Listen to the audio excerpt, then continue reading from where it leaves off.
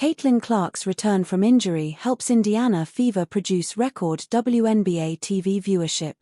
Caitlin Clark's return to the Indiana Fever on Saturday lifted the WNBA to record television viewership. Almost 21 million people watched them hand the New York Liberty their first loss of the season on ABC, a league record.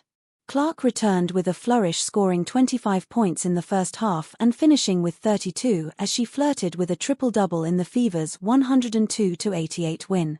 WNBA viewing was reportedly down as Clark sat out 5 games with a quad injury.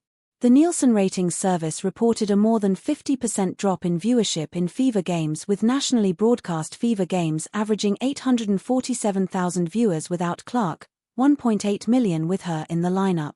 League-wide viewership was down 55% during Clark's injury, Nielsen reported. Her fanbase that brings white supremacy and hatred. Caitlin Clark fans slammed for bringing toxic race issues by Michael Jordan's teammate. Caitlin Clark's rise to fame has brought a lot of positive and negative talk about the WNBA.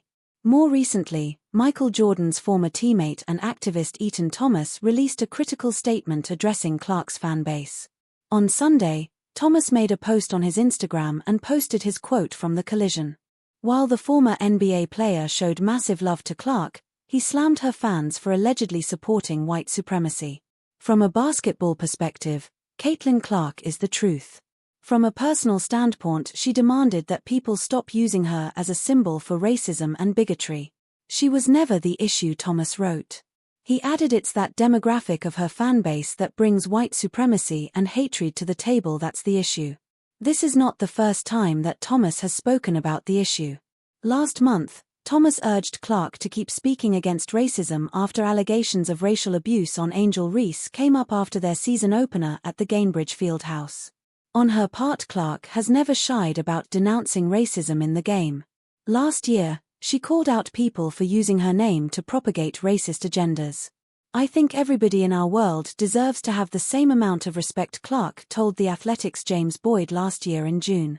The women in our league deserve the same amount of respect. So people should not be using my name to push those agendas. It's disappointing, it's not acceptable. In September last year, the 2024 WNBA Rookie of the Year reiterated her stance on racism and hateful comments from her fanbase. Clark said that they were trolls and not basketball fans.